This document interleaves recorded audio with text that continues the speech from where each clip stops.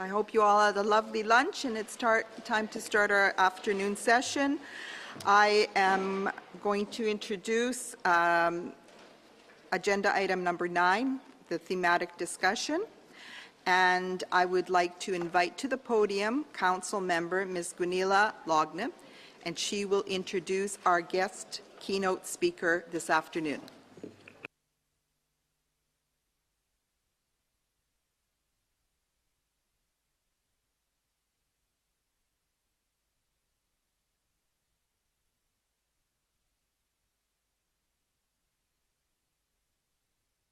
Is it on?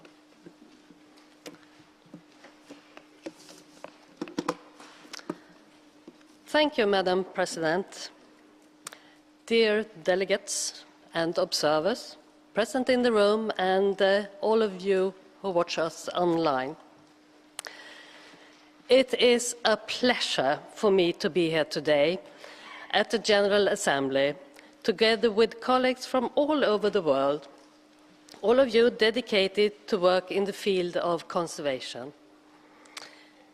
ICCROM is an intergovernmental membership organization, and like all membership organizations, it is depending on the engagement from us, its members. The General Assembly is the forum where we, the delegates of the member states, meet to decide upon policies, strategic directions, economy, etc. The activities are then organized and facilitated by the Secretariat. The General Assembly is also something more. It is a place for discussions about the big issues that concern us all working with conservation of cultural heritage, not just focusing on traditional conservation matters, but connecting them to the global social, economic and environmental questions. Today, I and the Working Group for Thematic Discussion will introduce the first step towards what we and the Council believes will be a new format of the General Assembly, a meeting that hopefully in the long run will develop to be one of the most important and inspiring global professional meetings for high-level strategic discussions for conservation of cultural heritage. All of us participating in this meeting today are chosen from amongst the best qualified experts concerned with the conservation and restoration of cultural heritage in our different countries, and many of us are representing the national institutional level. And that means that we all have an impact on national level. Can there be a better place for professional networking, discussions, and to find partners for global cooperation? ICCROM and the General Assembly is a global platform for sharing knowledge.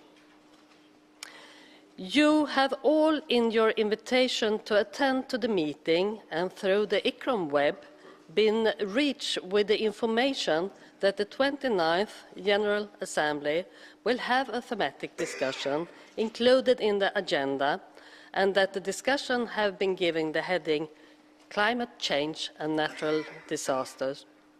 Culture cannot wait. The theme is chosen both from the perspective of its actuality as well as from the suggestions brought forward by you, the delegates of the last General Assembly.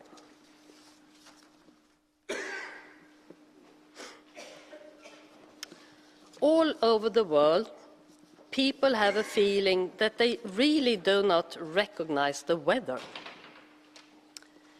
It rains more than normal, or not at all. The seasonal changes in temperature are drifting. Heavy storms are more frequent. New insects are appearing. Food production is affected, and it affects people a lot. Well, we are all familiar with this. Climate change is not something that will come, it is here.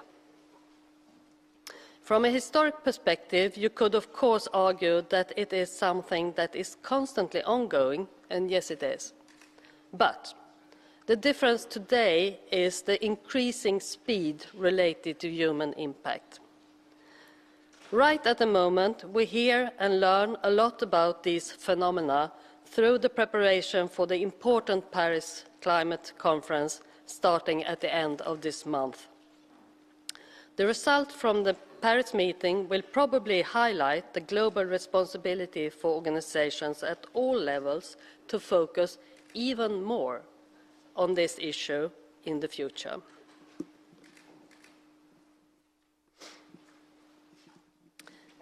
This is the first time we have planned the General Assembly in this way, and we have tried to interweave the theme in the traditional agenda where it has been possible, of course without interfering in the routine institutional issues. And I would at this moment like to take the opportunity to thank the speakers from the opening session for including the thematic approach in their speeches.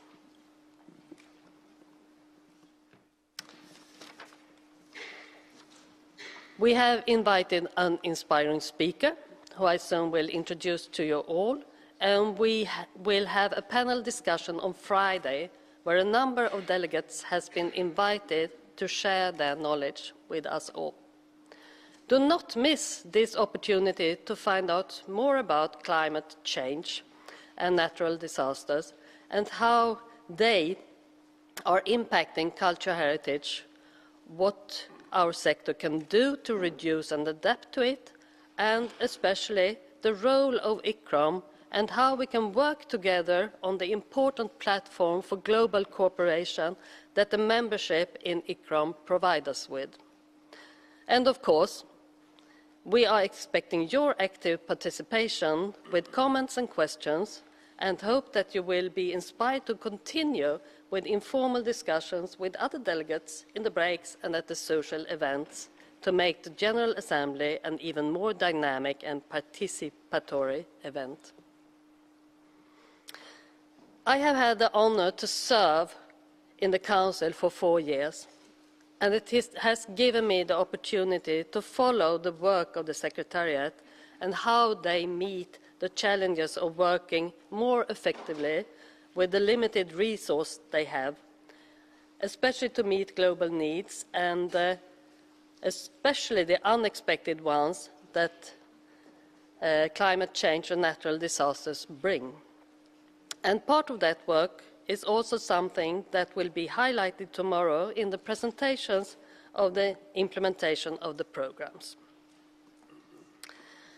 To find out the outcome of the initiative with a thematic discussion, we will do a follow-up after the General Assembly with some kind of questionnaire. And hopefully it will be a positive response, and I already now invite you all to start thinking about what you would like to discuss at the next General Assembly. The theme can be related to the big threats to global heritage, as well as to important internal questions for our organization. Let me now introduce Mr. Jerry Velasquez.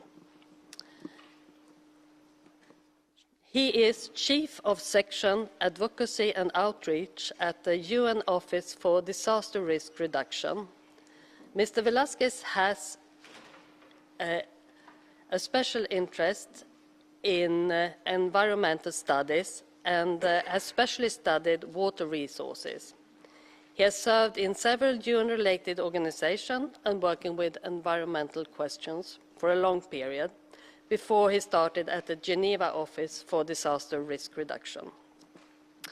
The Office for Disaster Risk Reduction was established in 1999 to implement the International Strategy for Disaster Reduction. It is a focal point in the UN system for coordinating of disaster risk reduction activities and to ensure synergy among the many different activities within the UN system. especially in the socio-economic and humanitarian field. They are operating from 5 regional offices, all led by the headquarters in Geneva.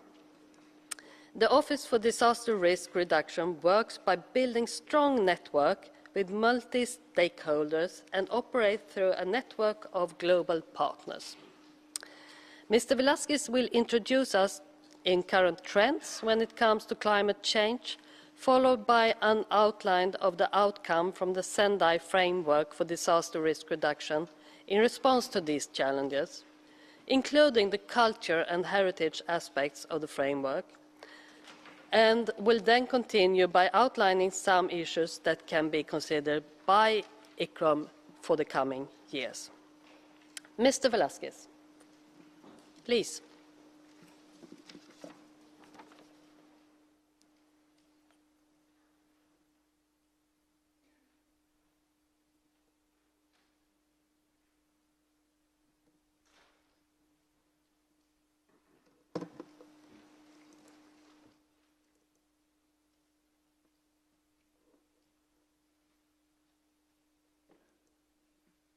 Thank you. Thank you very much.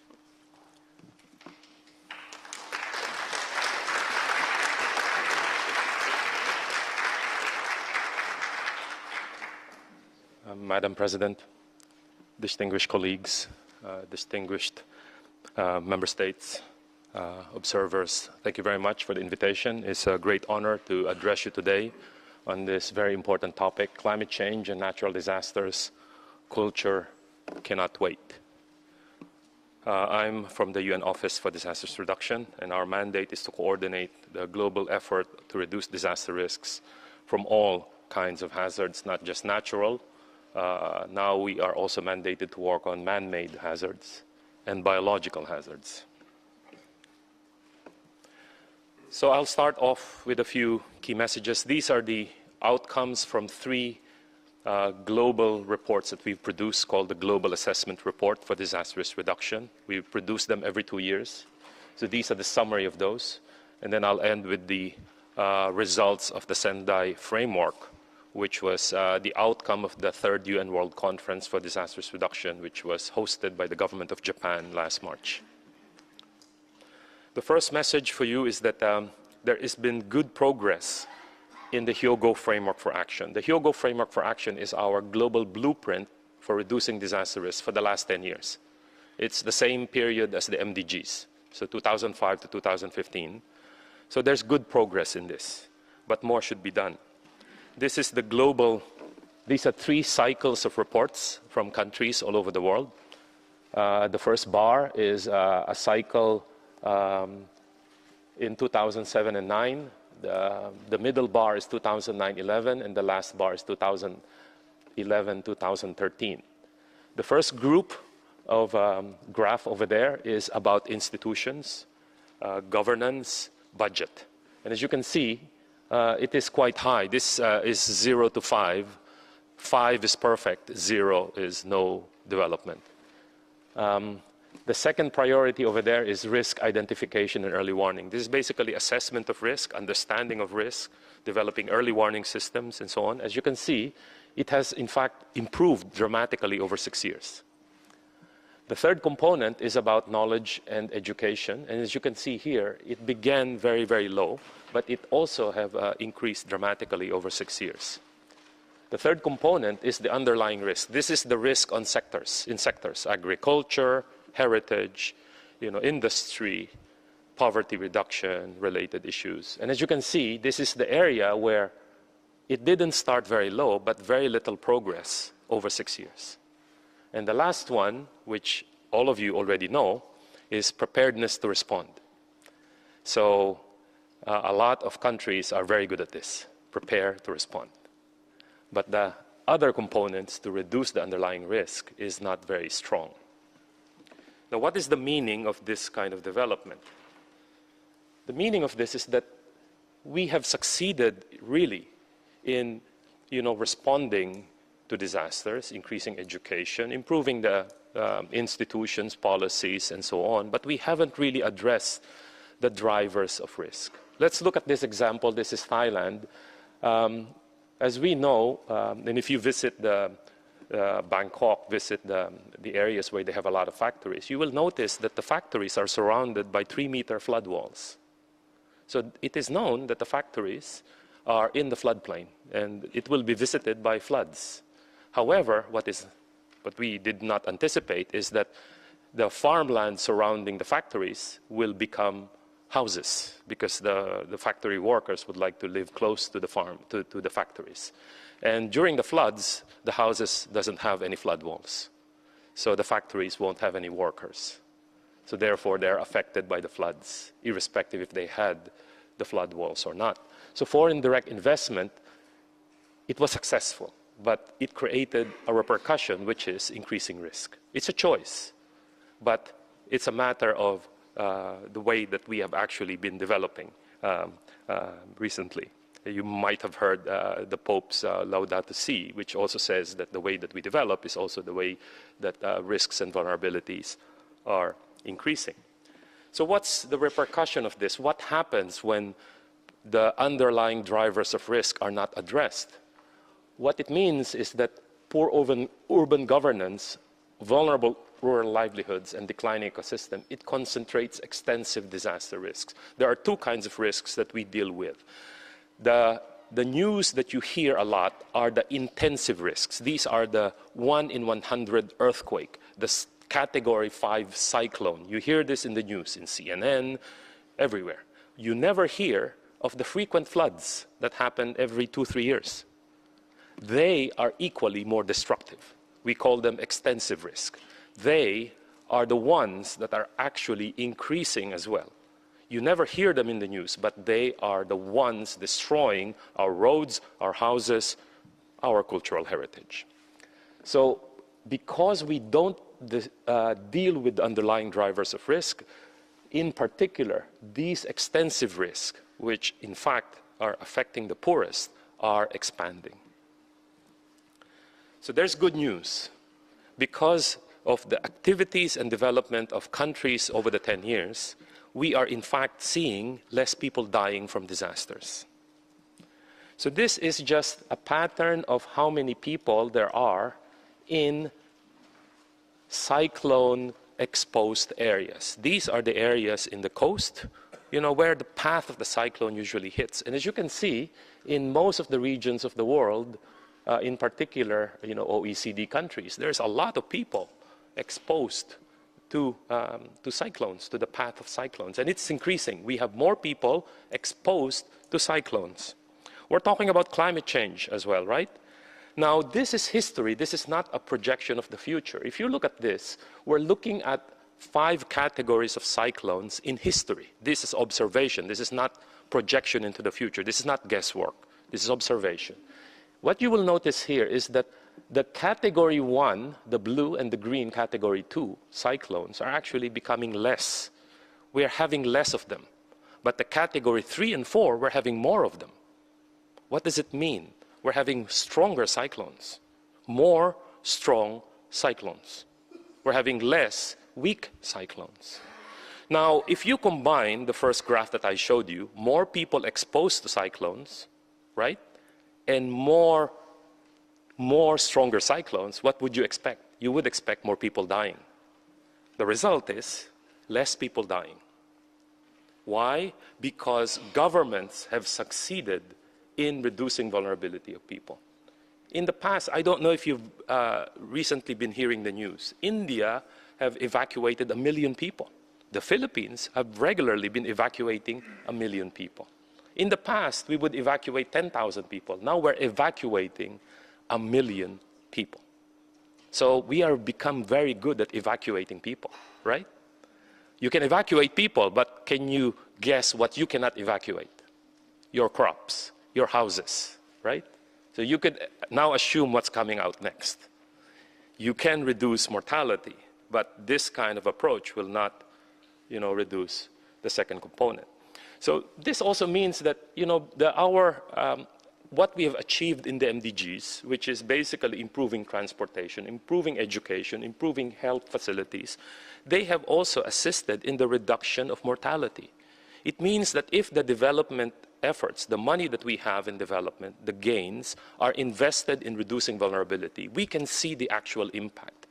There is tangible results, and these are reduction of people dying and suffering from disasters.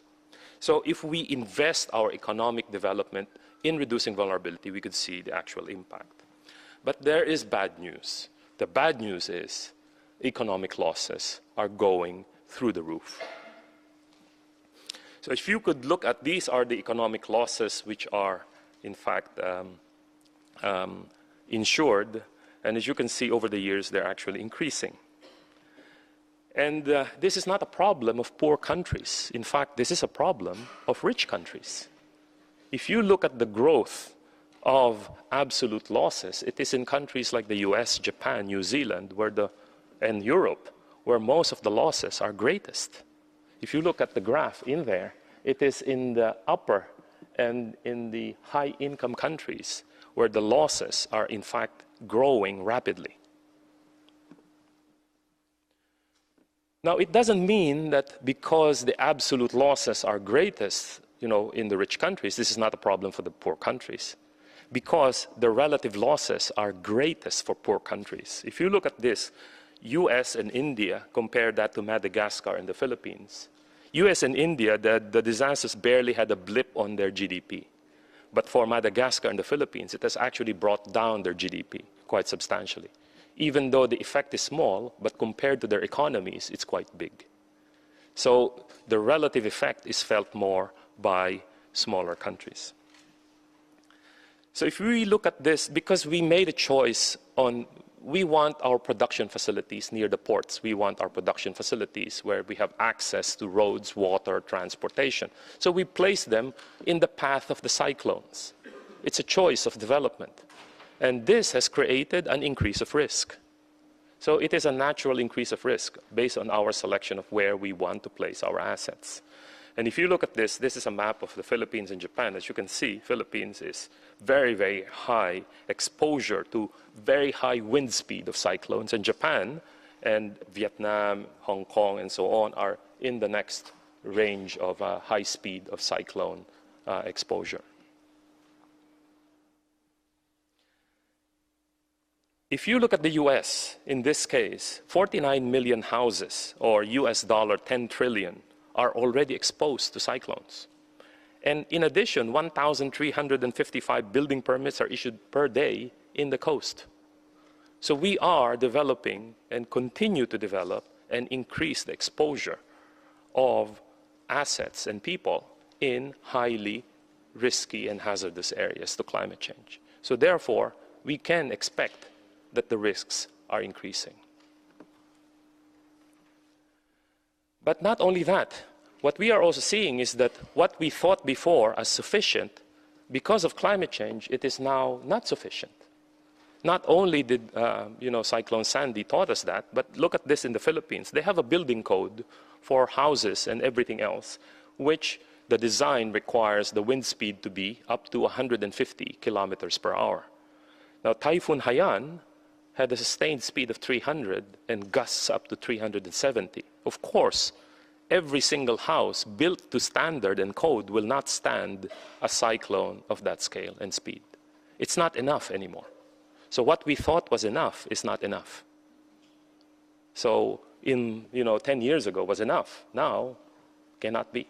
So we have to rethink the future. If this is the future, how will our assets stand to the increasing hazards and the increasing exposure of people and assets? So the resilience challenge that we have is to fill the gap that we have. There is a gap, and we need to address this. Now, if we look at this example, Honduras, if we just look at the probability of what will happen, a return period of a typical disaster, in this case, 33 years return period of a disaster. If you calculate, using probabilistic methods, what will happen in a 33-year return period of a typical disaster, it will overwhelm the fiscal capacity of Honduras to pay for such a disaster. So they will not have the ability, using all fiscal means, to deal with such a disaster happening every 33 years. So there is a gap, financing gap. And you might have heard this because now we're talking about Syria, but how many large crises are we facing now? And where is the money going to? All of the money that all the donors are now providing are all going into crisis. That's the reason that we have less money for development, because we have too many crises everywhere. So if we are facing more and more and more crises, the question is, are we going to deal with these crises when they happen, or are we going to try and reduce their impact before they happen? So this is the challenge for us. If we wait, we will be overwhelmed. And we are already getting overwhelmed at this moment. And the fact is, it is the governments who have the responsibility for a large, stock of these risks. So it is in fact you who are paying for this. And let me just show you what is the effect of this large disaster versus the small disaster. If you look at schools or roads, a large proportion of them are destroyed not by the large disaster, it's the small disasters that destroy them. Unfortunately, I cannot show you what percentage of cultural heritage is destroyed simply because we don't have any data. And this is the first challenge that I pose. Where is the data? So who is going to start collecting and measuring losses on cultural heritage? Because there is a saying, how can you address something when you don't measure it? Now, in Sendai, I'm going to show you this, that in Sendai Target 3, and the SDG target 10.5, there is a call to all of us to try and reduce economic loss, direct economic loss. And member states in our process have requested UNISDR to develop a methodology to calculate direct economic loss on cultural heritage. We don't have the ability or the know-how to do that. It's a question, do we want to do it? And if we are going to do it, how?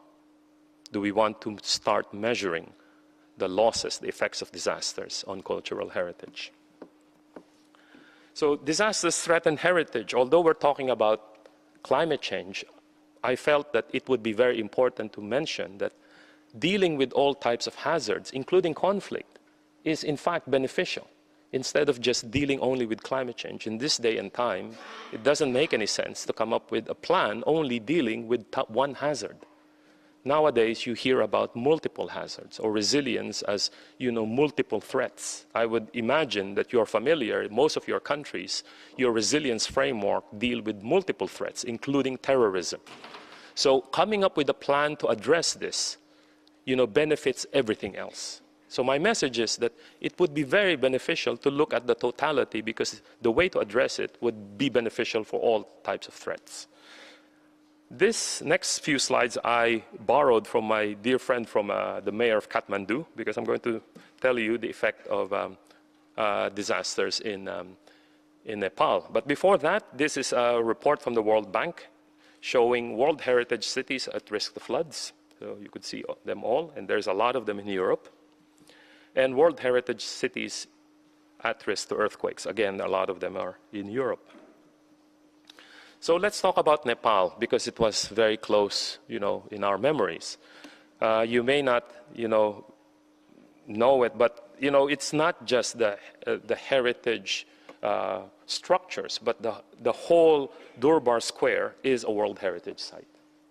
So the whole square itself is a heritage site. On top of it, you have a lot of cultural heritage within the square. So this is the before and after pictures. This is Kathmandu Satal. Why is it important? Because this particular site was the basis for the name of Kathmandu. So it has a kind of different meaning to the people of Kathmandu. It is, their identity. Can you imagine that it's being destroyed, your name, the history of your name? So it has kind of a double urgency for them. It's not just the past, it's also the future. This is Trilokya Mohan Narayan, again, the before and after. This is Chasindega. This is all in just that area. Kumari Ghar, this is still standing. being propped up. Indrapur Temple. Now, what is the estimated loss from this? The UN, the government of Nepal, and the EU did a post-disaster needs assessment back in June, and they've calculated that the total damage alone is $182 million US. Now, if we think that it is in fact, not a lot of money, it is in fact a lot of money. And this is not even the cost of replacing it. This is just what was damaged. Now, what would be the total cost to replace this? We don't know yet, because the replacement cost would not be as direct, it will not be the production cost. There are different aspects as well to replace this. And the challenge now, and this is the words of the mayor of Kathmandu, he told me that the challenge for him to build back better, because he wants to build back better. He wants to rebuild the cultural heritage lost for future generations. But he says that the challenges he faces, that there is very little awareness of the core area as a heritage site. People only realize each structure, but not the whole totality. So there's a gap between the awareness. Second is that there is no proper inventory, information, documentation, and mapping. How do we know what to build when we don't know what we've lost? Again, documentation and making sure that we know is very important. Lack of incentive programs for private house owners. A lot of the heritage are owned privately, not just publicly. This is a big problem. Lack of skilled manpower and local craftsmanship. He's saying to me that most of the people, the local craftsmen, are actually building houses elsewhere, and they're getting paid more. So how can he rebuild if he doesn't have the skills? Multiple ownership, vertical dimension of housing. So the houses are owned multiple people. Illegal trade of artifacts from the heritage building, and lack of funding and resources, which we all know. So now I'll tell you about the Sendai framework, because it provides us for the first time on a global blueprint on how we deal with it. And for the first time, it is very strong on culture and heritage. So it has a scope, one global outcome, one goal, 7 global targets, 13 principles, 4 priorities for action, and it works from the local, national, regional, and global levels. And it is for the first time have a clear delineation of the role of everybody. Stakeholders are given a clear role, because usually in international documents like this, it's only all the responsibility of governments. For the Sendai framework, they actually clarified everybody has a role, and this is what we ask you to do specifically. And it has a very strong component on international cooperation and global partnership.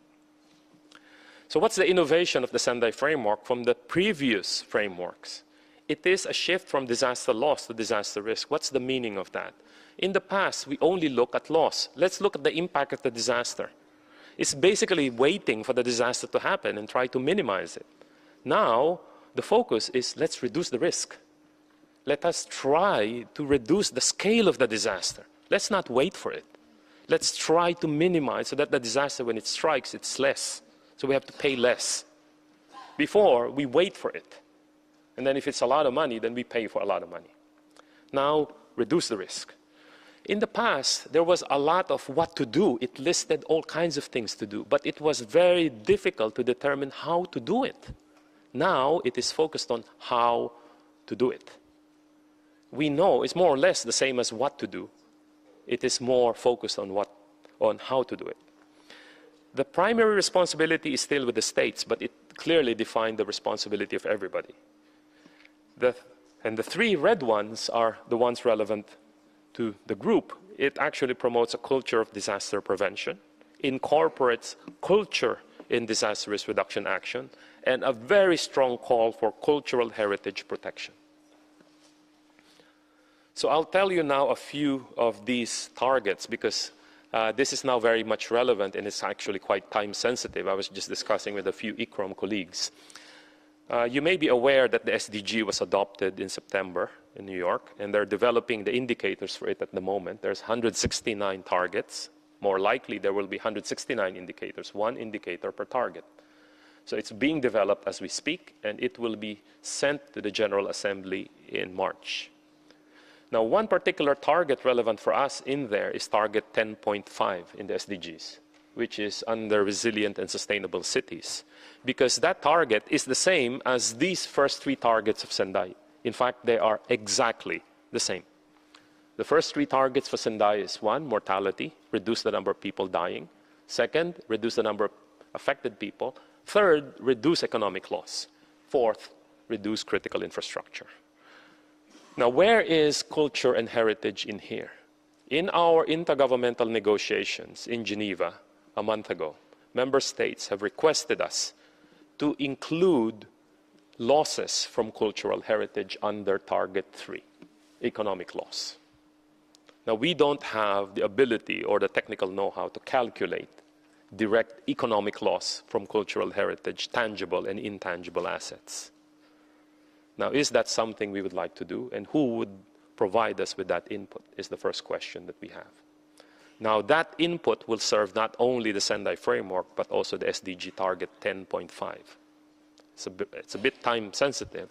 The question is, would you like to measure how much you're losing on cultural heritage? And would you like to have a kind of a vision and a target to reduce that loss in 15 years in line with the SDGs and the Sendai framework? So it's a question to you.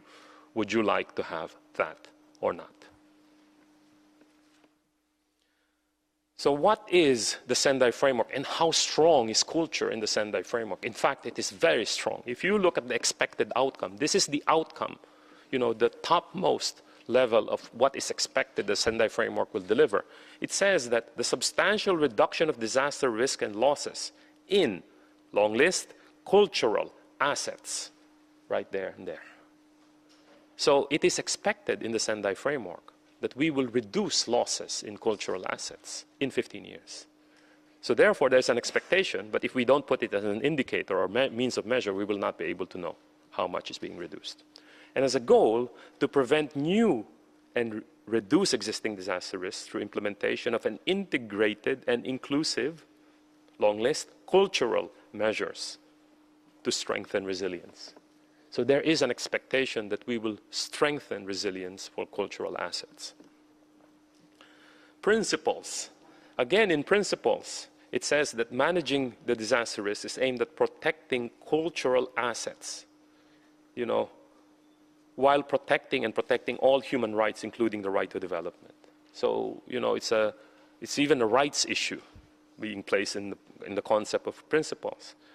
And in principles, it's not just the cultural assets, it's also cultural perspective needs to be integrated when we deal with the reducing risk. So it's more deeper than just the assets. On priorities for action, what are the things to be done? It specifically says that we need to evaluate, record, and share and publicly account for disaster losses in cultural heritage assets. This does not exist. So if we want to do this, and these are member states writing this, the question is, do we want to do and start it? Systematically do it. And do we want to do it hand in hand with the SDGs? We have the opportunity. Now is the time, but we need to make a choice. The second priority for action is protect and support the protection of cultural and collecting institutions and other sites of historical, cultural heritage, and religious interest. How are we going to do this?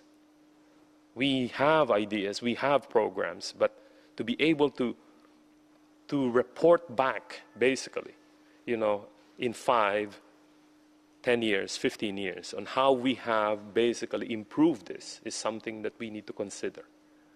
Because basically, countries will now be requesting a report to the General Assembly related to this priority for action. In addition, it says tailor early warning systems to the needs of users, including social and cultural requirements. So again, it's not just the assets, we're also taking cultural aspects, different cultures of different peoples. So, ways forward. This is a suggestion on what could be done in an ideal sense. Because the Sendai framework is in fact an intergovernmentally adopted document by the same governments as you, went through very long negotiation. In fact, it went on, we almost thought that it was never going to be adopted because we even had to delay the closing ceremony by 12 hours. Yeah, we basically beat the General Assembly resolution because it says the General Assembly resolution that the meeting had to end on that day. So we closed the meeting midnight of that day. We beat it by 1 second. So the negotiation was so hot. But basically, one possibility is to follow the priorities for action under the Sendai framework, but focused on cultural heritage aspects. So for example, priority 1 is understanding disaster risk. There could be an increasing focus, and this is like the foundation of any activity to reduce risk. If you do not understand risk, you will never be able to address it. Identification, assessment, and monitoring of disaster risk at cultural heritage properties. We know that in World Heritage sites, it is required as part of the management plan to have a risk management component. But it's a question that I posed to many, especially the Organization of World Heritage Cities. How many of them have a good and robust risk management component of their management plan? Very few. So should we now revisit existing mechanisms, not to develop new ones, but existing mechanisms that's already there, and maybe assist sites through capacity building, through development of guidance, through development of standards. Maybe there are ways to provide systematically information on risk so that they could then update the way that they manage risk. Second, strengthen disaster risk governance to manage disaster risk. And there could be, global, including ICCROM, regional, national, and local institutions and policies to reduce risk at cultural heritage properties. All of us know that one of our challenges is the link between our institutions dealing with cultural heritage and those that have the finances to actually address those risks. We need to improve that link. You need to have a voice when we, the people who are developing larger development plans come up with budgets so that therefore the risk management plans of cultural heritage assets are actually integrated. In Peru, I was in Peru 2 weeks ago, and the mayor of Arequipa told us that they have very little resources, and it's up to him to actually address risks in his site. So we need to address, if it's a constant issue of financing and linkage or coordination, we need to strengthen institutions from global all the way down to local. Third, we need to invest in risk reduction in these sites for resilience building. And we need to address the underlying risk factors at these cultural heritage properties. I've heard so many stories, garbage being thrown or vandalism in cultural heritage properties that eventually end up into, bigger problems. Cannot we have, small programs that could, in fact, promote, the limiting of these smaller effects of disasters? Because eventually, these small, if you compound them, they become big problems. So addressing the underlying risk factors for cultural heritage properties should be addressed, not just the big ones. We need to address the small ones as well. And last one is to enhance disaster preparedness for effective response and to build back better. In the case of Nepal, are we going to leave it be? Are we going to build back better? This is something that was championed by the government of Japan in the Sendai framework. What is the concept of build back better? Is resilience rebuilding to the same state, or is it resilience that we build it better? If you have a cultural heritage property and it was designed using materials and engineering properties that are a little bit weak, if you are reconstructing it, will you make it stronger? If you have the opportunity, maybe we should. So the question is, do we have a program for building back better for cultural heritage properties, and how do we do it? Now, I pose a few more general questions, maybe more specific than this. At the moment, I pose to you a question whether or not you would like to look at the valuation of losses for cultural heritage properties. I think it's a very important question, because valuation of losses, I've always said, you cannot address something that you cannot measure. If you do not know, I tried to come up with, in preparing for this presentation, I tried to look at, is there a global database of what is being lost last 10 years, or last year even, on cultural heritage? And I found that there is none. Would it be interesting to know what is the global effect of these catastrophes to assets that are out there? If it is, then maybe it's something that we need to look at. At the moment, we have a program called the Post-Disaster Needs Assessment, and I think that UNESCO leads that program to assess, what is lost after every disaster. Unfortunately, it is not yet systematic. So not all post-disaster events have an assessment of cultural heritage losses, not yet. Would you like to have that? So these are open questions for you. Would you like to develop a standard methodology for assessing losses? I think it would be great. And is that ICCROM? Maybe it's ICCROM because it's a standard setting body. Would you like to develop a group of experts, maybe coming from governments or other entities, that could be deployed to assist countries on demand after disasters? Maybe it would be useful. UNEP uses that kind of an approach. Deploying, they just train the trainers of experts from government and other entities that are able to deploy to assess environmental damage after disasters. It would be good to have something of that sort for cultural heritage assessment, systematically. So there are many other issues that could be developed. And the question that I had is that, would you like to start? Because I think the intent given to us in the SDG and the Sendai framework is there. And I keep on telling my colleagues, we worked very hard to integrate culture and heritage into these global instruments. And the challenge for us now that it is there, is to implement it. And I hope that we could all work together towards this regard. Thank you very much.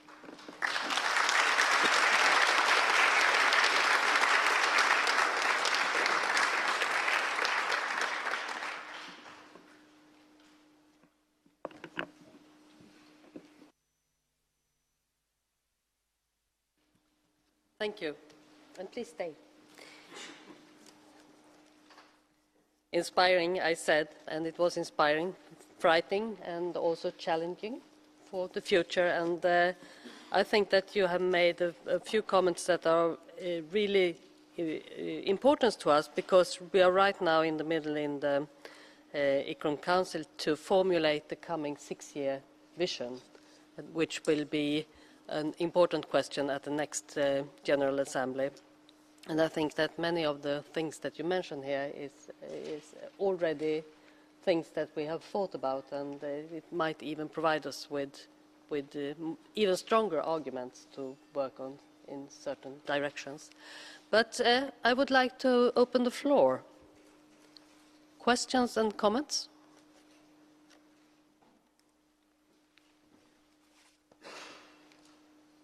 You're shy? Japan. Thank you, Chair. I have the honor to speak on behalf of the Japanese delegations. First of all, I would like to thank Mr. Velasquez for the meaningful and suggestive speech on climate change and natural disaster. We are very pleased to be the host country for the third United Nations World Conference on Disaster Risk Reduction 2015, WCDRR, Sendai, Japan. We are also pleased to have a working session titled Resilient Cultural Heritage in cooperation with ICCROM, as well as UNESCO, ICOMOS, and other related organizations within the framework of the WCDRR. Through the WCDRR, it is revealed and stressed that cultural heritage has potential power for disaster resilience. However, we can only know the cultural heritage resilience through past disasters. As you might know, Japan is a disaster-prone country. Earthquake, flooding, typhoon, heavy snowfall, active volcanoes, and so on.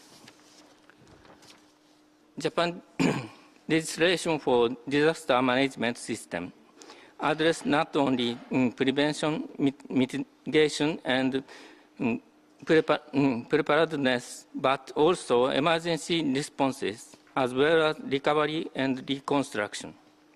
The roles and responsibilities of the national and local government are clearly defined in the law, and it is stipulated that the relevant public and private sectors are to cooperate in implementing various disaster countermeasures.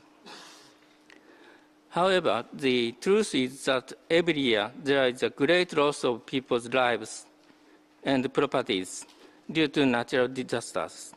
Every time we suffer from disaster damages, we have to reconsider the strategy and revise it. This is an endless challenge. As Mr. Velasquez pointed out, climate change will bring damages to cultural heritage. We can't avoid climate change, which will affect cultural heritage in the future, and have to consider the prevention, mitigation, and adaptation from disaster with great imagination. Finally, it will be useful to share our experience and cooperate to protect our precious and common cultural heritage altogether.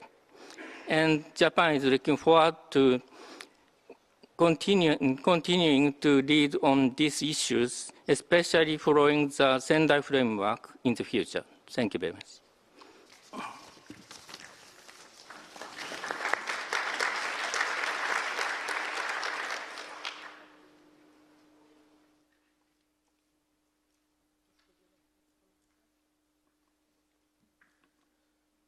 Thank you very much for that. Japan has been one of the strongest supporters of the Sendai framework. And Japan also announced at the Sendai framework that they will be developing a capacity building program on Sendai. I think about 45,000 government officials that they promised to support, and also to provide through bilateral means substantial amount of financing. So one of the few countries that made a very tangible commitment during the Sendai meeting, announced by the Japanese Prime Minister, and we're very thankful for the continued support of Japan.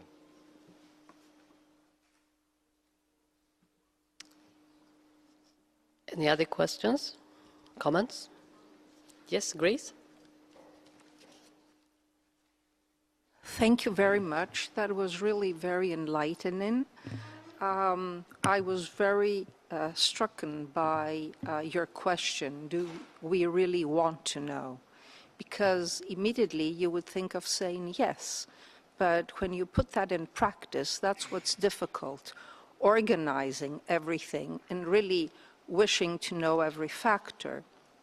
So what I would like to propose, either as a task for ICCROM or for the working group, which will continue, I suppose, as an outcome of this wonderful idea of implementing the thematic a workshop here inside the General Assembly, would be to have some kind of document which would be like an exercise, a questionnaire, which could be used by every country, taking in all the assets and parameters and factors that you referred to. I think that would be wonderful to have as an exercise for every country in the way that they wish to implement, but having it, it would be great help. Thank you.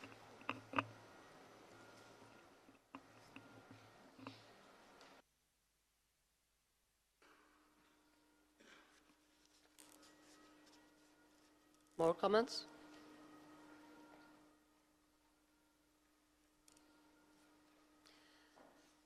I think that, sorry, can't see.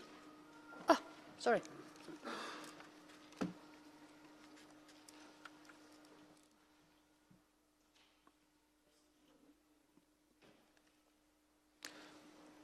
Donc, je voudrais savoir, dans le cas justement de la gestion des risques et des désastres, ou encore l'intégration de la culture dans la problématique environnementale, est-ce qu'il y a des modèles?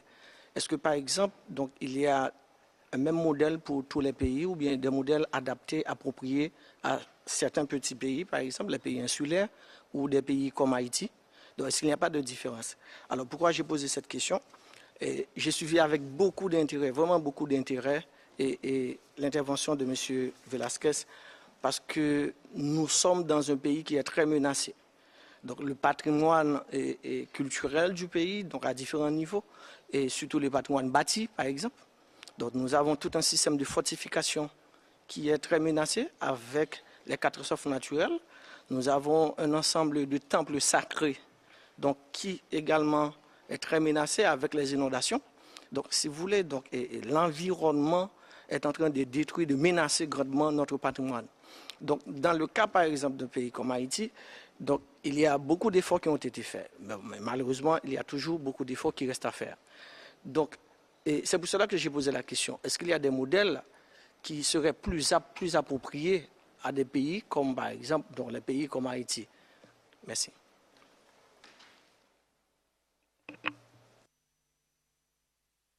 Thank you very much for your question.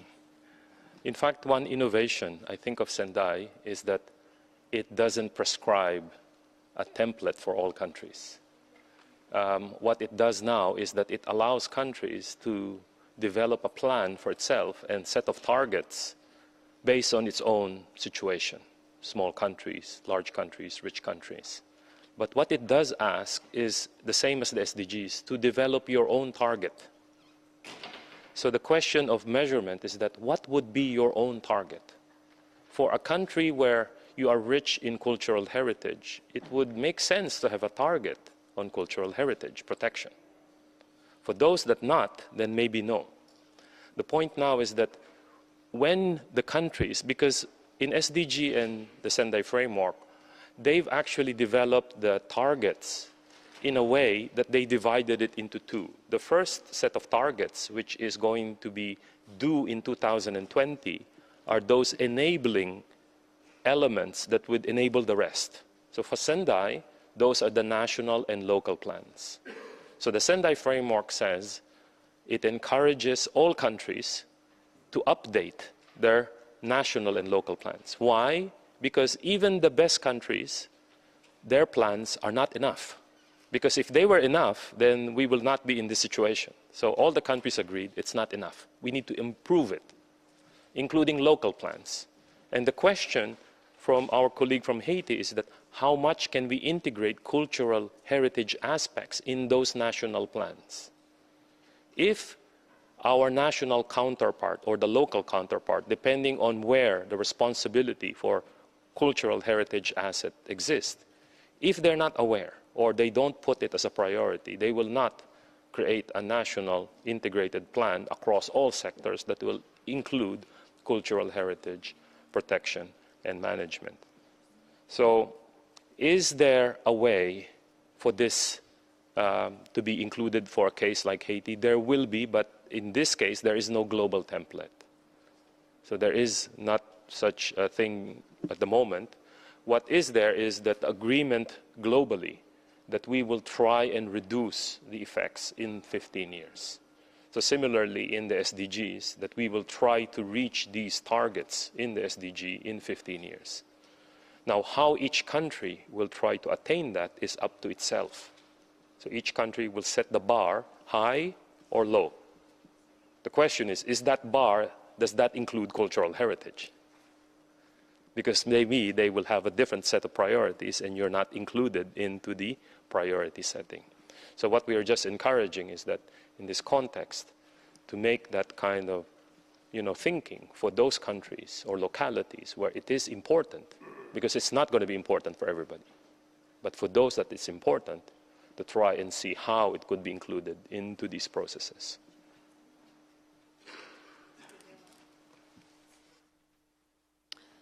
Switzerland.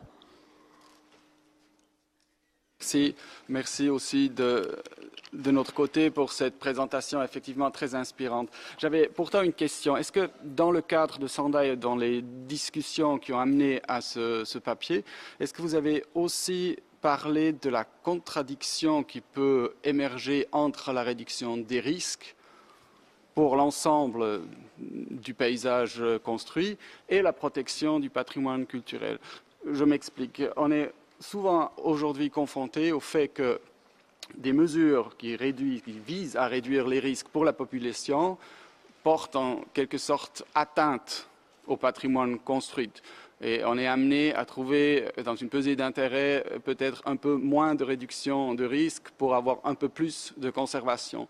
Et c'est cette contradiction qui nous occupe beaucoup. Et je voulais savoir si vous avez discuté, élaboré là aussi des éléments dans ce cadre de Sendai.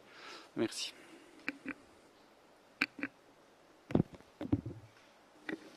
Thank you very much for that question. In fact, I think that the member states knew this particular aspect. For that reason, that they insisted on including it from the very top objective, the goal, the principles. It's everywhere in the Sendai framework, including the actions that will be included. So they were so aware that one action could actually lead to the detriment of another. That's in the past, it was only economic and social, sustainable development components. Environment, economic, and social. Those were the aspects that we need to reduce. But in Sendai framework, it includes cultural aspects, cultural heritage. So the countries who negotiated the instrument was very much aware. So the only question for us now is to implement this. Will it be measurable? So do we want this to ensure that when we literally do it, measurable and tangible, and those that are responsible for doing it in their national plan and local plan, they're aware. Because there are many issues to include, as you've rightly pointed out. How do we ensure that it is implemented and people are aware? So I think the intent is there. Now the implementation, the practicality of how to do it needs to be sorted out. So I think it is up to us to try and determine what is an acceptable level of, action. Where do you want action? The intent, your guidance is clear to us. You told us to include it everywhere, from the outcome, objective, principles, priorities for action. Now, how do you want us to do it? And who should do it? I think that's the question. Because you have a lot of actors who can do this. ICCROM, ICOMOS, UNESCO, us, the SDG Secretariat, and so on, to help you. Now, do you want us to help you, but how? Which one?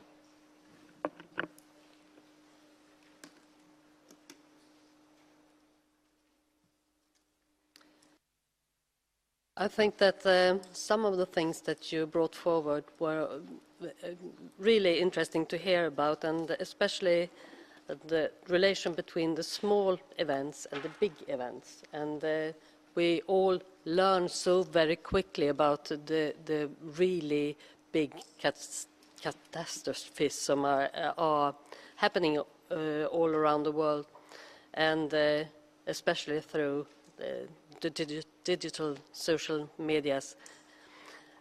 And that often the small ones that we don't hear so much about are really problematic. Do you think that there is also a factor that is part of our cultural heritage, that we get used to these events, that we find them not particularly seldom, but as they are more frequent, they are part of everyday life, and that we suddenly don't notice that this is, in fact, the change.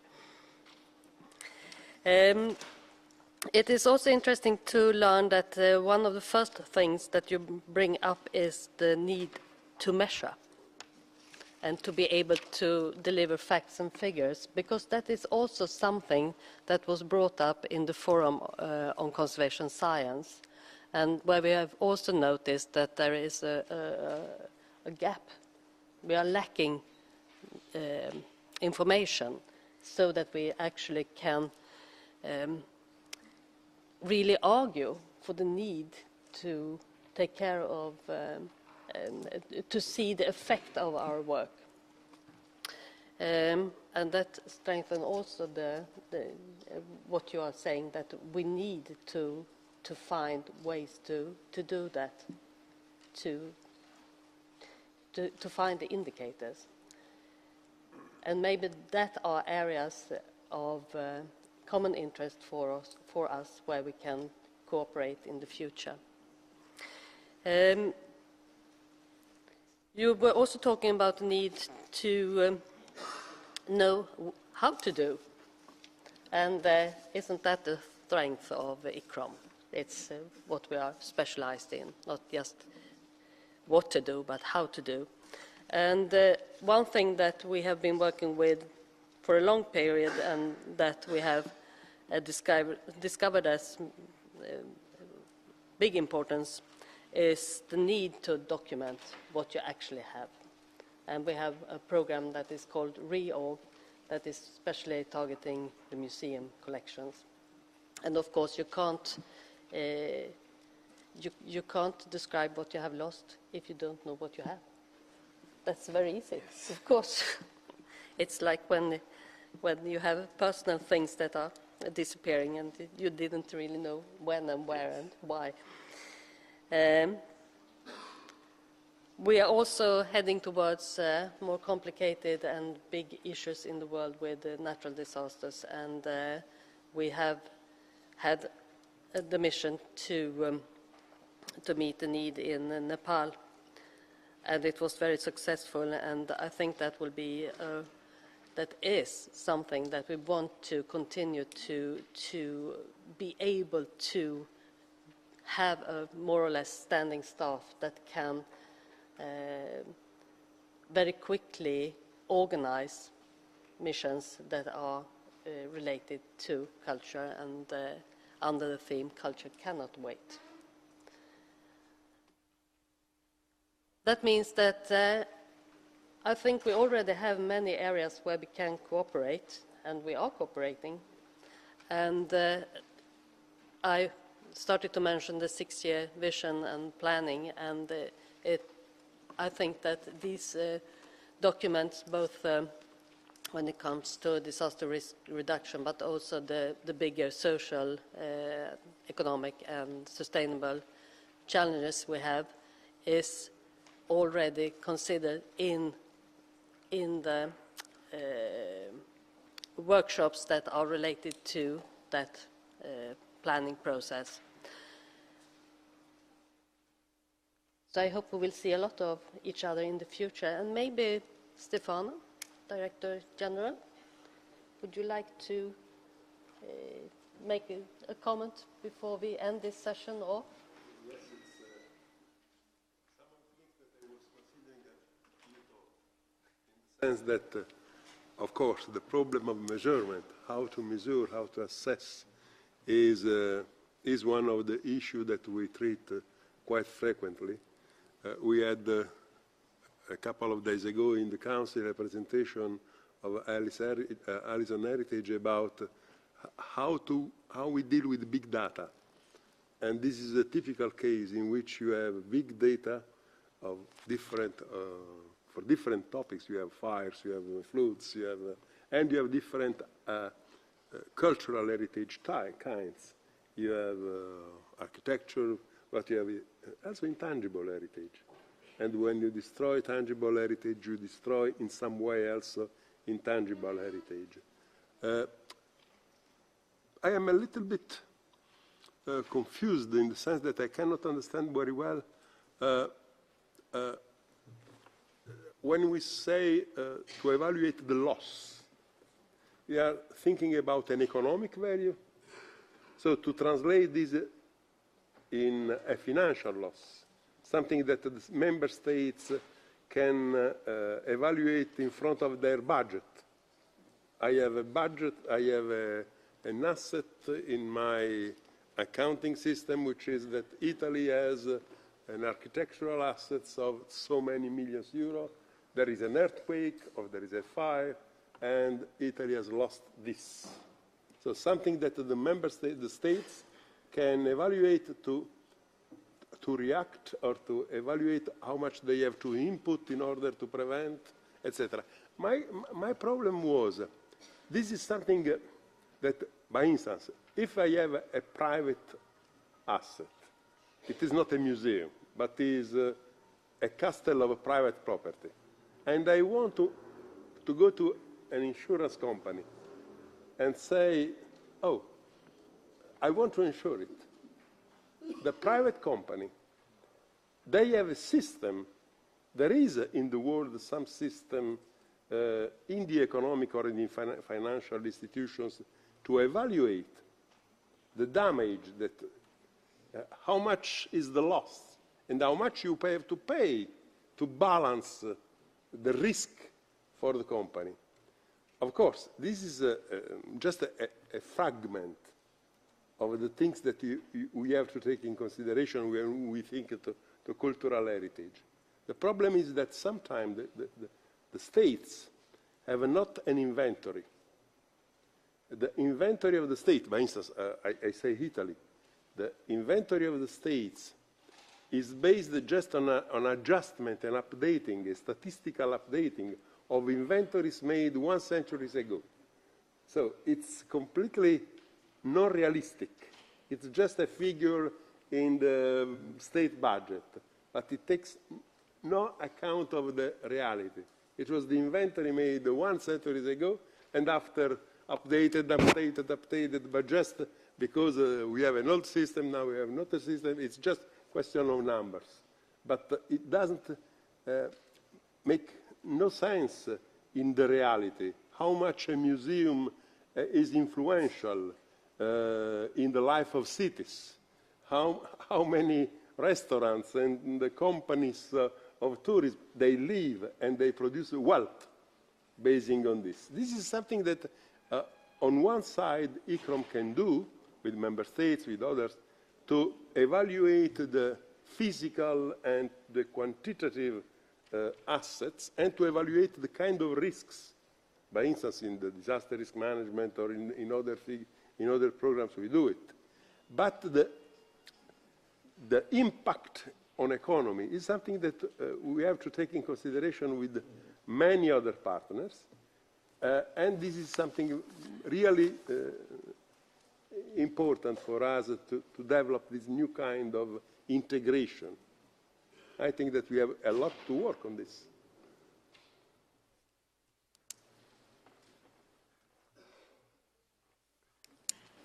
Thank you.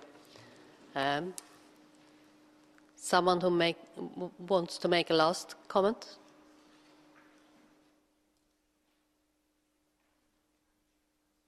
Haiti, once again. Welcome. Oui, je voudrais faire un dernier commentaire, justement, parce que c'est par rapport à la mesure économique du patrimoine. Parce qu'à mon avis, il y a deux niveaux ici. Il y a l'aspect activité, les activités qu'il y a autour du patrimoine. Si vous voulez, on peut essayer de mesurer. Donc, on est en train dans plusieurs pays de construire des comptes satellites par rapport justement à la culture. Donc, ça se connaît. Mais maintenant, il y a le patrimoine lui-même. Or, le patrimoine lui-même, comme l'identité culturelle, ça n'a pas de prix. Donc, il n'y a pas de prix. C'est comme la santé, c'est comme l'éducation, c'est comme un ensemble d'autres valeurs. Donc, il n'y a pas de prix dans la mesure que, associer une valeur marchande, par exemple, à la citadelle Henri Christophe en Haïti. Donc, quel est le prix? Donc, comment estimer? Donc, là, il y a un problème. Mais maintenant, effectivement, donc, les activités qui se développent autour, justement, du patrimoine, on peut toujours en mesurer.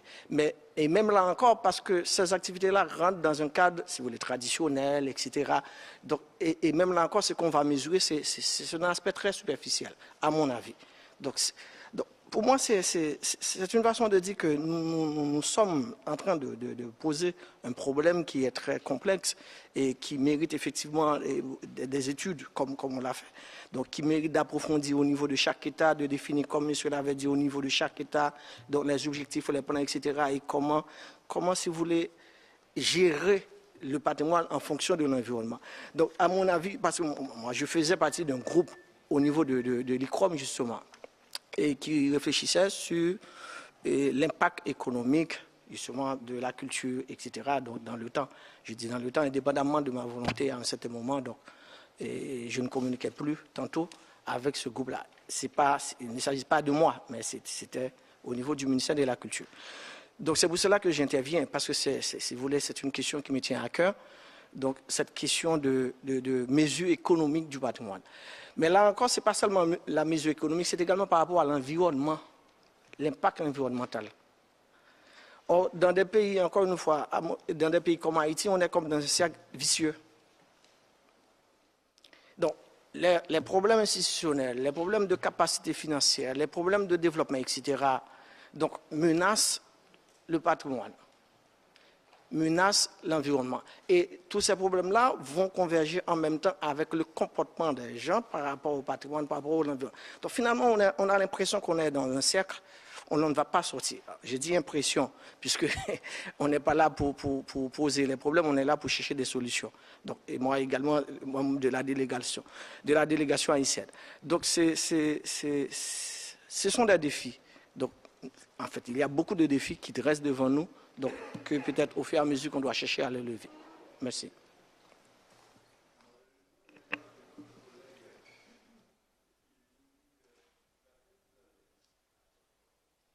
Il y aura un problème de choix. Les États se trouveront devant la nécessité de choisir où mettre l'argent. Les gouvernements, les organisations intergouvernementales, ils devront choisir si sauver une forêt, une île, un marais, une ville, puisqu'il y aura des problèmes de type naturel. Alors, et ils attaqueront beaucoup de choses, où il y a des populations, des monuments, etc. Les ressources, peut-être, ne couvriront pas tout.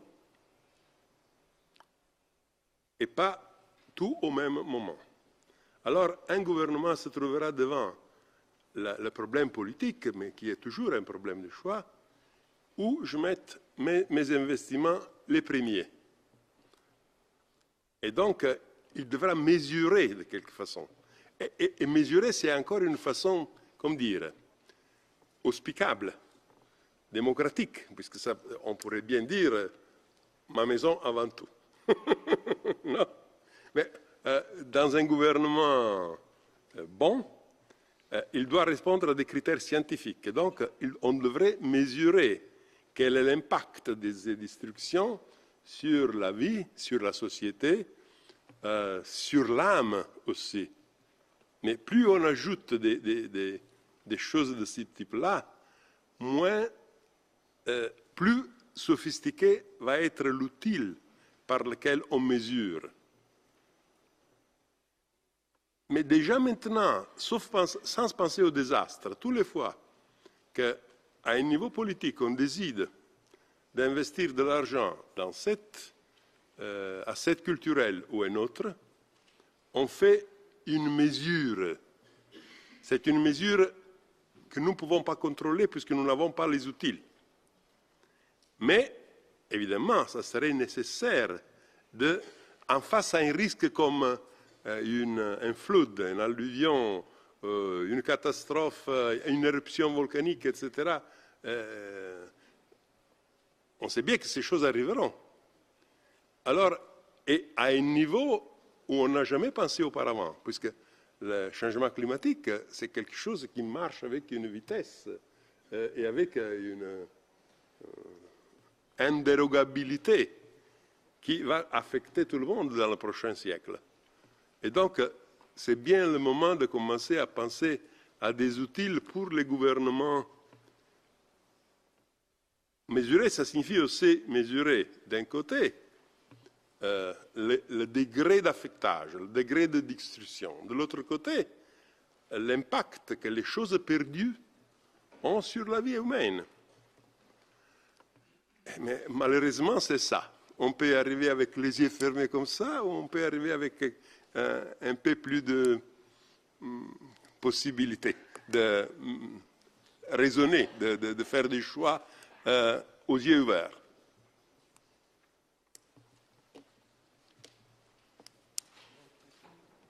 Yes, of course. Thank you very much for that. I think there are two issues that we need to be mindful. One is a very detailed assessment after a disaster of the direct and indirect losses, tangible and intangible. That already happens through the post-disaster needs assessment. I think I've seen methodologies developed by UNESCO, ICCROM, ICOMOS. It's not being deployed everywhere yet. There's a few of them. Maybe you can count them in my fingers right now. Very few. It's not standard operating procedure yet. The question that is being raised by member states in SDG and Sendai framework is not direct, indirect loss, tangible, intangible. It's only direct loss. Only direct loss. And they want to know in totality so that they know it globally. So basically the question is that there is a system in place, but it's ad hoc. Do we want to make it more systematic? And within that system, do you want a small kind of group of indicators that will be promoted across the whole world? Encouraged, basically, across the whole world. So that's the basic question. It's not to say that every country will have to do the very detailed, direct, indirect, socioeconomic analysis. But what would be something that would be the bare minimum to determine how much you're losing? And therefore, as a target, are you progressing into the future in reducing the effect of these calamities on cultural heritage? And that's all. And to what extent, to what level of detail is up to us in this room, I think. Because in our case, we have proxy indicators, for example, on critical infrastructure. We cannot measure bridges, but we can measure roads. So we are very practical. In our indicator, we measure roads. Because there is a database by the World Bank on roads, but there is no database on bridges.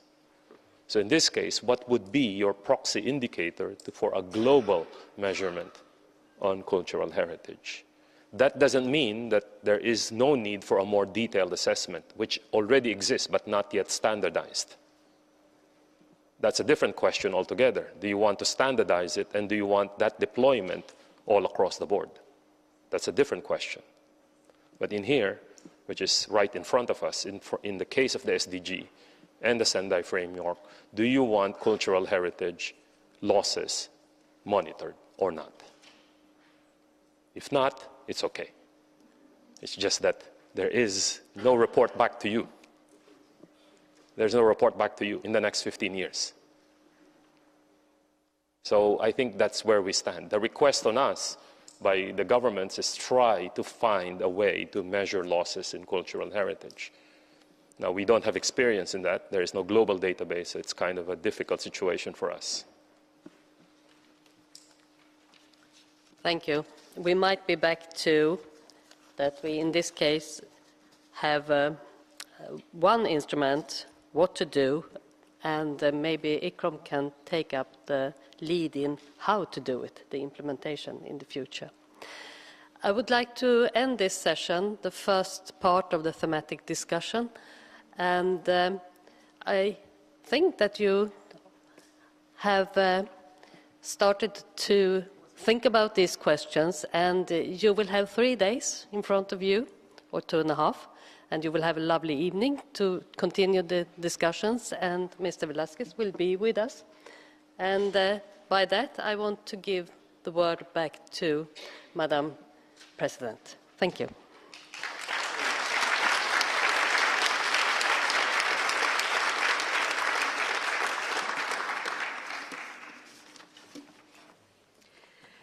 Thank you very much, Ms. Lochner. Thank you for chairing the committee. And of course, thank you so much to our guest speaker, our keynote speaker. Thank you very, very much.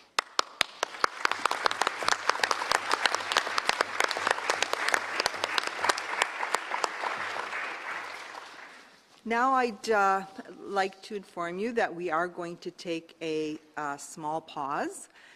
And it's a small pause It will be for exactly half an hour, and at 4:30, we will proceed with the report of the Credentials Committee. So I would ask that you come back directly at 4:30. Thank you.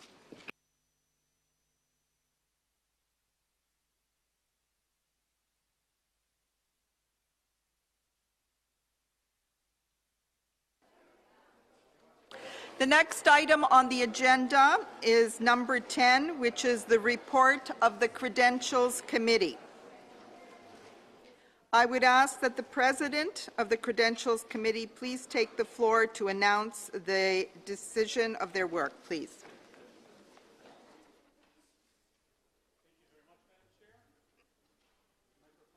Microphone. Thank you very much, Madam Chair. On behalf of the Credentials Committee, I'd like to thank ICCROM staff for helping us to complete our work. The Credentials Committee, composed of Robert Merkel, the chair, myself from the United States of America, Patricia Kell of Canada, Wataru Kawanobe of Japan, Hanna Gaidan of Norway, and Victor Kieselowicz of Romania, having examined the status of the credentials of 92 delegations of member states, reports that the credentials of 86 member states complied with the requirements of Rule 16 of the Rules of Procedure of the General Assembly and were declared valid. A total of 6 member states have submitted their credentials by fax or by scanned email attachments. The Credentials Committee proposes that they may be exceptionally allowed to vote in accordance with Rules 16 and 48.1 of the Rules of Procedure of the General Assembly, as the Credentials Committee understands that the originals will be forthcoming. The countries concerned are Afghanistan, Cuba, Guatemala, Iraq, Senegal, and Togo. Thank you very much, Madam Chair. Thank you. Is there any opposition to what has been proposed by the Credentials Committee? If not, thank you very much for your work, and we will be distributing a copy of the document to all of the delegations immediately. They are just starting to distribute them. Thank you. We will now move to item 11, which is a report on assessed contribution in arrears, application of Article 9 of the statutes. I will now turn the floor to the Chair of Council.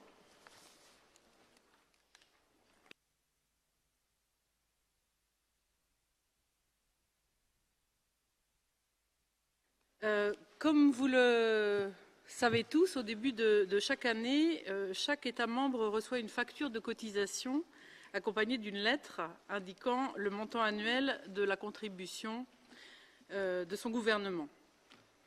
Cette contribution doit être payée dans les 30 jours à compter de la réception de la lettre ou le jour de l'année à laquelle la contribution se rapporte, si l'année commence après l'expiration du délai de 30 jours en question.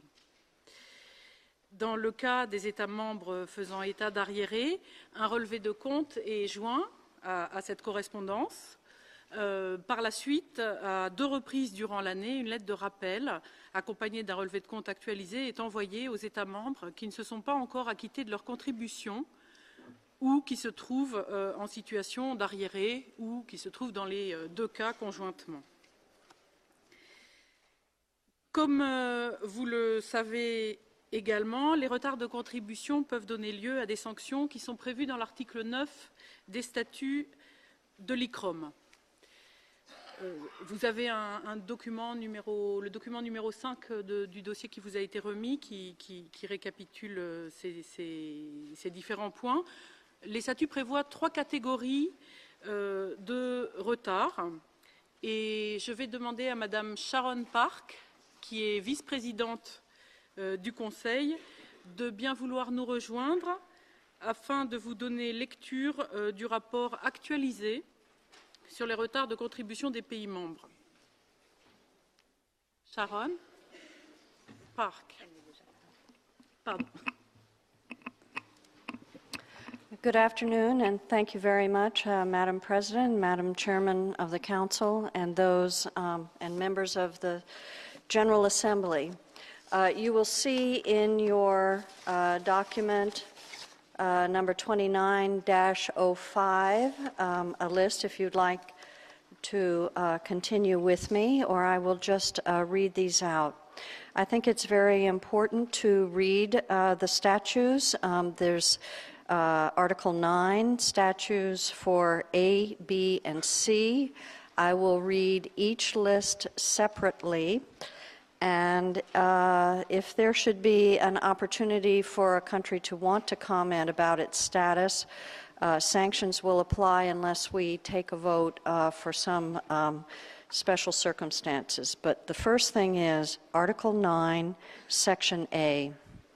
A member state will lose its right to vote in the General Assembly and its right to propose candidates for membership of the Council when the total amount of its contribution to ICCROM that have fallen due and have not been paid, irrespective of the calendar year or years to which the contribution relate, that this amount exceeds the amount of the contribution payable to the member state for the current calendar year and its immediate preceding year, and that's for 2 years. So, as you can see, we have 4 countries that fall into this category, and the sanction would be that they lose their right to propose candidates, they lose their right to vote in the General Assembly. This is Benin, Honduras, Madagascar, and Malawi. So these are the 4 countries that are will be sanctioned unless there's any particular discussion. The second Article B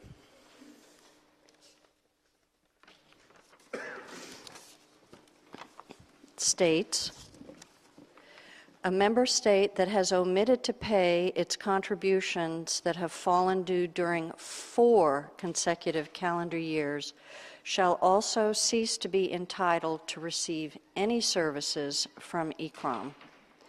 The following member states having omitted to pay this contribution are Mozambique, Senegal, Venezuela, and Zambia.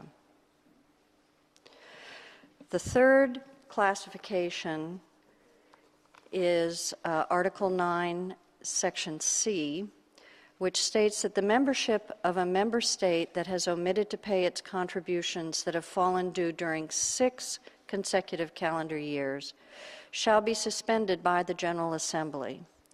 The General Assembly may nevertheless permit a member state to exercise aforementioned rights, including the right to receive services from ICCROM, or decide not to suspend its membership if it is satisfied that failure to pay is due to special circumstances beyond the member state's control and a payment plan has been submitted. Now, point C, modified and in force as of November 29, 2013, was following the 28th General Assembly decision.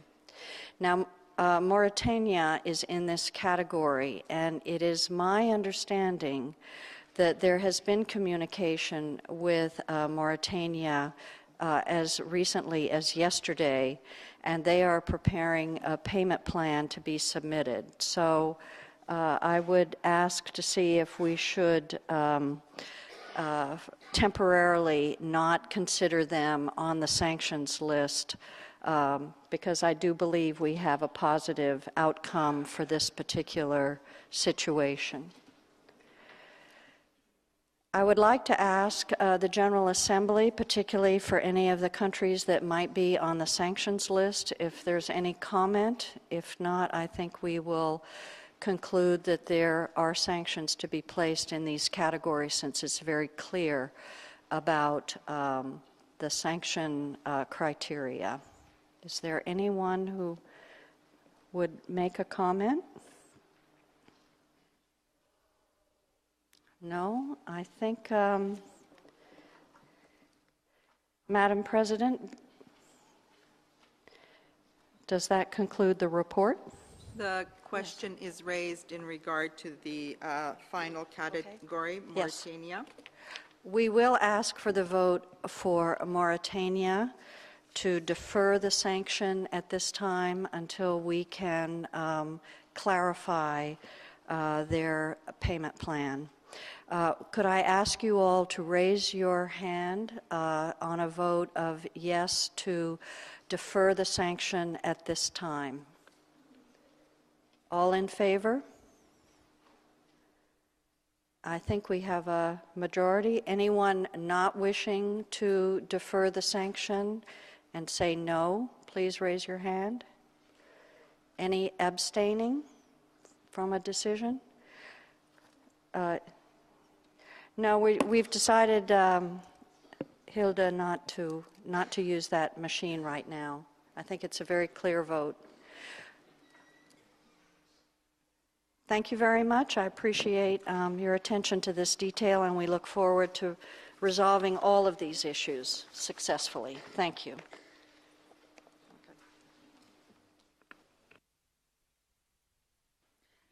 Thank you very much. I'd like to now move to agenda item 12, which is the adoption of the minutes of the 28th session of the General Assembly. Sorry, I didn't see. Venezuela, you have a question? Thank you, Madam Chair. It's not a question, it's an explanation. Distinguished delegates, my delegation took note of the report on assessed contribution in arrears. In this regard, I would like to express the commitment of the government of Venezuela to settle its obligations to ICCROM as soon as possible. Also, we really appreciate the support of the Assembly members to continue our participation as member states of this organization while our national authorities conclude the fulfillment of the payments to ICCROM. Thank you.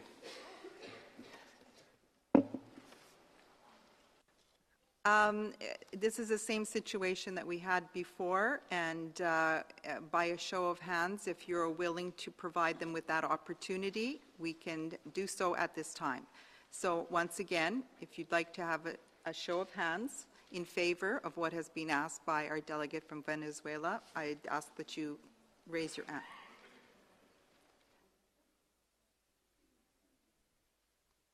And opposed? Abstentions? Noted. Thank you. It has been passed. Thank you.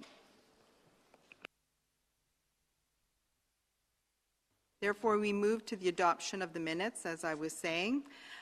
It is a simple adoption of the previous minutes, and unless there are amendments, I would like to take note of those amendments. So if there are amendments, this is the time to raise them. This is from the previous General Assembly, and you all have copies of the minutes. Therefore, I do not see anyone raising this, and there are no amendments. I will consider the document adopted as is. Thank you very much. The next item on the agenda is number 13, which is a report of the Committee on Candidatures for the Council. The Candidatures Committee has completed its work, and I would like to ask the President of the Candidatures Committee to come forward to the podium at this time.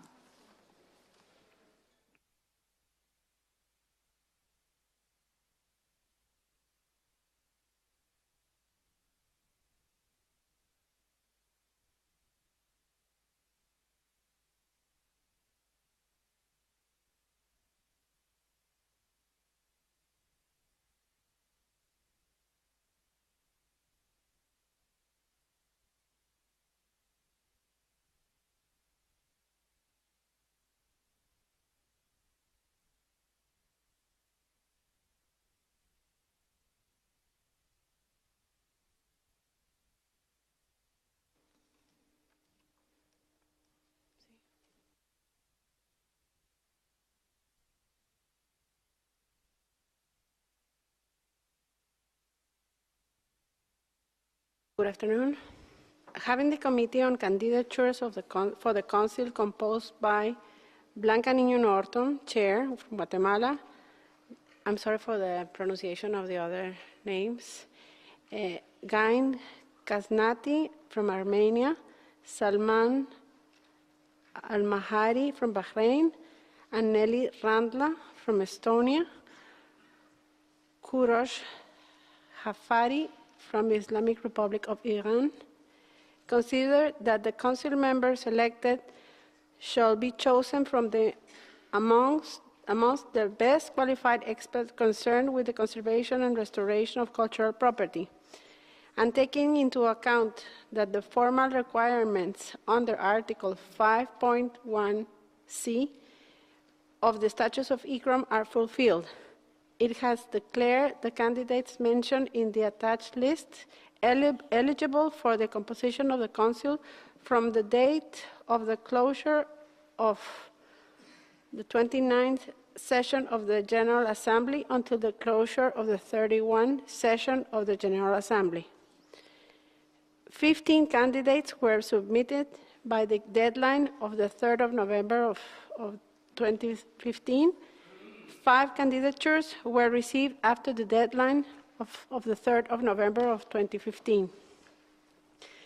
According to Rule 60.2 in the English version of the Rules of Procedure of the General Assembly, candidatures shall be forwarded to the Director General as far in advance of the General Assembly as possible. Candidatures should be received by the Director General at least 15 days before the date fixed for the first meeting of the General Assembly. Any candidatures received less than 15 days before the later date shall be considered invalid. Therefore, following the Rule 60.2 of the English version of the Rules of Procedure, the 5 late candidatures were not accepted by the Candidatures Committee.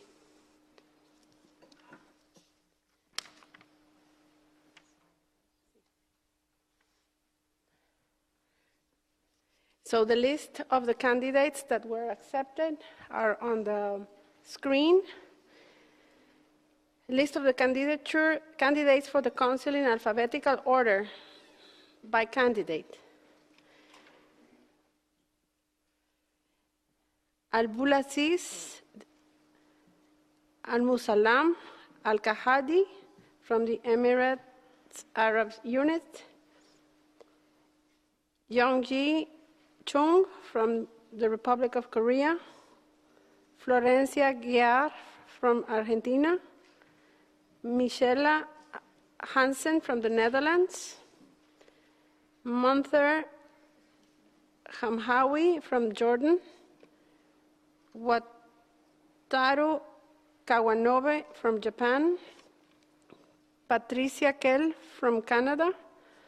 Jean-Paul Kudugu from Burkina Faso. Marila Bandier from France. George Niculescu from Romania.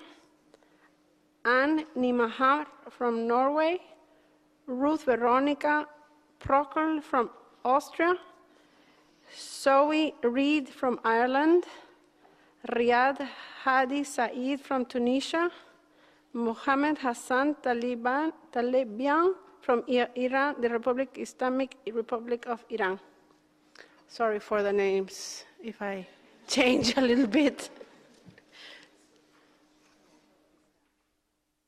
Thank you. Thank you very much. At this time, the CVs are being distributed as well as a copy of the Committee on Candidatures for Council. The candidates are receiving pins so that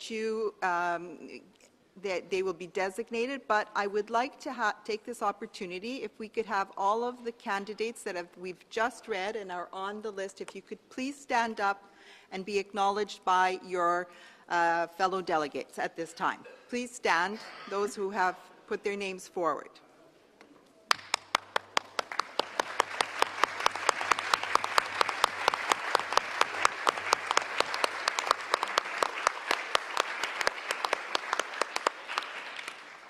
So you will have an opportunity to meet the candidates during the next few days. You also will have the opportunity to read their CVs and to get to know them a little better. And I congratulate them for standing forward, and we wish them well with the election, which will take place on Friday of this week.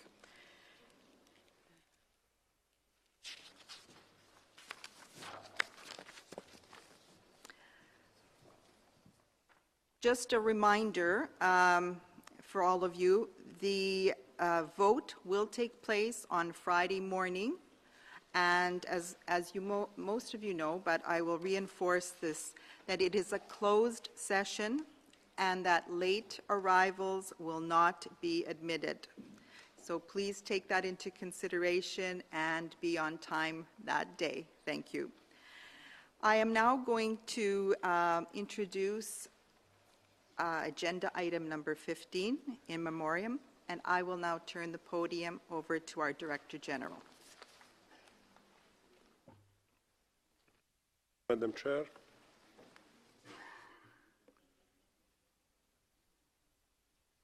Before we conclude the day's activities, we would like to take a few minutes to honor 8 of our colleagues and friends who passed away during the biennium.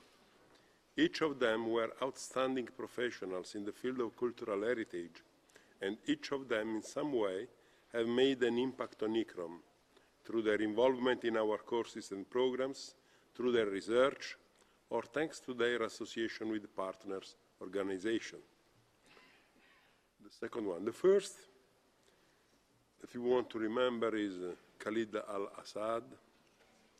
Over his 50 years of working in the field, researching and managing the World Heritage Site of Palmyra, Khalid al-Assad collaborated with many international archaeological expeditions on projects concerning the ruins of Palmyra, including teams from France, Germany, Switzerland, and the United States of America. A large part of what is known today about Palmyra comes from his hard work and dedication. ICCROM benefited from his knowledge and love for culture in the framework of its ICCROM Atar program in 2005, when he offered his expertise to the participants of a workshop on heritage site management in Syria. His contributions to the field of heritage at international and regional levels make his legacy important to this day. Al-Assad was a proud custodian and a passionate advocate for heritage protection. Until the very end, he defended Palmyra's treasures at the cost of his life. The past several years have been marked by war and conflicts that affect communities with incredible violence and systematic destruction of cultural heritage. The devotion of Al-Assad will remain as a guide for our efforts and actions, in solidarity with professionals on the ground who put their lives at risk in defense of the cultural heritage of all humanity. Alejandro Alva Valderrama. Alejandro began his collaboration with ICCROM as a participant in the Architectural Conservation course in 1978, and later retired in 2005 as the Unit Director for Architecture and Archaeological Sites Unit at ICCROM. In the 80s, Alejandro was instrumental in forming a partnership between ICCROM and Crater, an organization devoted to earth and architecture. This partnership led to the development of the Gaia project, a program of research and education activities in the area of earth and architecture, which served as an inspiration for many of ICCROM's subsequent programs and as a model for institutional collaboration and interdisciplinary cooperation, cooperation which was instrumental in the establishment of the UNESCO Chair on Earth and Architecture, Construction, Cultures and Sustainable Development. Alejandro was also one of the founders of the ICOMOS International Scientific Committee for the Study and Conservation of Earth and Architecture in 1987. In 1999, He became director of the Architecture and Archaeological Sites Unit at ICCROM until his retirement. In these years, he launched the successful Architectural Recording and Information System, Arrears, course in close partnership with the Getty Conservation Institute. Alejandro's legacy at ICCROM includes not only his work on earth and architecture, but also his contribution to the concepts of sustainable conservation through traditional knowledge and materials, and community involvement in the conservation and management of the architectural and archaeological heritage. Nobuo Hito, former Director General of the Tokyo National Research Institute of Cultural Properties, Dr. Hito's contribution to the Japanese conservation field and to the development of international conservation concepts has been well recognized. One of his particular merits could be seen in his keen work towards improved communication between East and West. Dr. Ito was member of the ICCROM Council from 1983 to 1990, serving on the Finance and Program Committee and the Standards and Trainings Committee. He gave important contributions to the development of ICCROM's policies, and particularly its training strategies. He promoted the collaboration of ICCROM and Japan in training, particularly in conservation of wooden architecture and paper conservation. He supported invitations to ICCROM staff and experts to participate in professional events in Japan with the idea of exchanging information and knowledge in conservation philosophy. For several years, he lectured on ICCROM's international courses, such as the wood courses in Norway. He was executive member of ICOMOS Japan from 1987 to 1993. He was nominated an honorary member of ICOMOS in 2005 and received the prestigious Gazzola Award in 2011. Dr. Ito was also an important contributor to Japan's ratification of the World Heritage Convention in 1992 and was the organizer and one of the keynote speakers in the International Expert Conference on Authenticity in Nara in Japan in 1994. The resulting Nara document on authenticity has been recognized as a new paradigm in international conservation policies, particularly in relation to World Heritage. Laura Mora was a famed paintings and mural paintings conservator, a frequent collaborator and permanent consultant of ICCROM, and the chief restorer at the Italian Istituto Centrale del Restauro, active in restoration over a period of more than 50 years. She was part of a team of close collaborators that included her future husband and fellow conservator Paolo Mora, as well as art historian and critic Giovanni Urbani and the theorist Cesare Brandi. Not only did Laura take part in numerous ICCROM's missions, she was also instrumental in development and implementation of ICCROM's mural paintings course beginning in 1975 under the directorship of Paul Philippot. After Laura's retirement in 1988, the Getty Conservation Institute awarded her and her husband the management and organization of one of the most complex and challenging conservation problems in the world, the consolidation and restoration of the mural paintings in the tomb of Nefertari. Laura, along with her husband, was a recipient of the ICCROM's award in 1984. Tom Stone was an outstanding object conservator who spent his entire fruitful career at the Canadian Conservation Institute. Tom became a highly regarded leader in ethnographic conservation. His love of northern Canada, as well as his respect for Aboriginal people and their culture, was evident in all his work. He was also an excellent teacher, careful, generous, and passionate. ICCROM benefited his knowledge and love for material culture in the framework of the PREMA program, Prevention in the Museum of Africa, for which he was involved as a teacher and also as a designer of teaching tools for the training of future trainers. Ron Arrears, an urban planner by profession, Ron received his PhD in 2000 with a dissertation on 17th and 18th century Dutch colonial town planning. In 2000, Ron joined the UNESCO World Heritage Center in Paris, where he was chief of unit for the Latin America and the Caribbean, and then headed up the World Heritage Cities program. In 2009, he joined the World Heritage Institute of Training and Research for the Asia and the Pacific region, the WITRAP, located in Shanghai, in China, and became its vice director in 2012. Ron had a long and fruitful collaboration with ICCROM on issues related to urban conservation. While at WITRAP, he collaborated with ICCROM on the implementation of 2 courses in China on the topic of heritage impact assessment. Ron was also a lecturer at ICCROM Conservation of Built Heritage course in 2010 within a special module on urban conservation. Satoshi Yamato was a noted Japanese conservation architect who worked at the Agency for Cultural Affairs as a counselor for cultural property. Mr. Yamato specialized in conservation and restoration of traditional Japanese architecture, but was very familiar with a wide range of built heritage.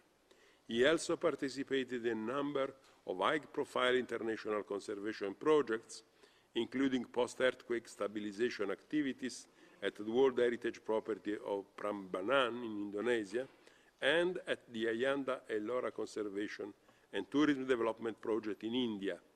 He was also involved in post-disaster activities in Japan following the Tohoku earthquake in 2011. His contribution to ICCROM was significant, with him having lectured at the 1994 edition of the Architectural Conservation course held in Rome, and from 2002 onwards, he lectured on the Wood Conservation course in Norway. He was also a speaker at the 2007 ICCROM's Forum in Privatization and Cultural Heritage.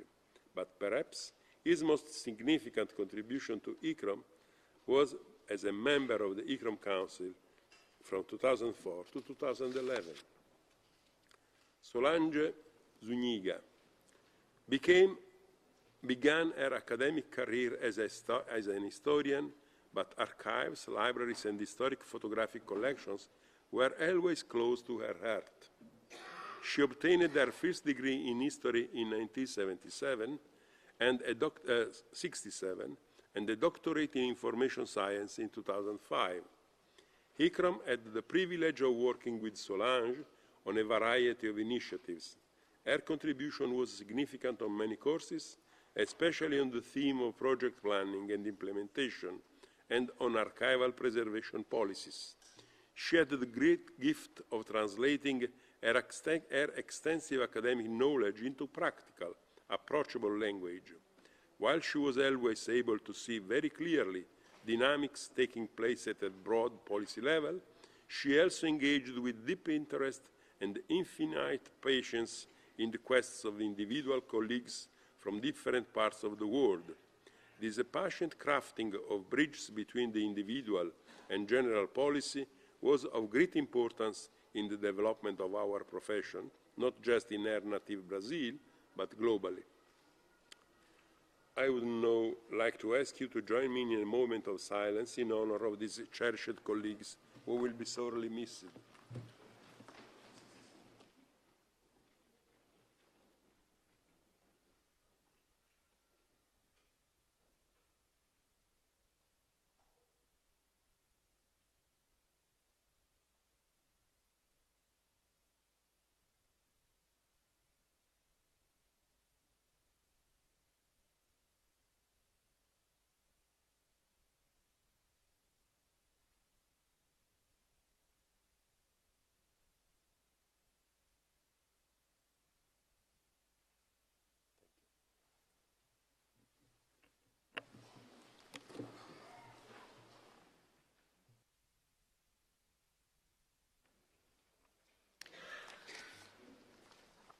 At this time, we did not have the opportunity to complete the distribution of the CVs, so the staff is starting from one end here, I can see, and they will be distributing to each delegation a copy of the candidates' CVs.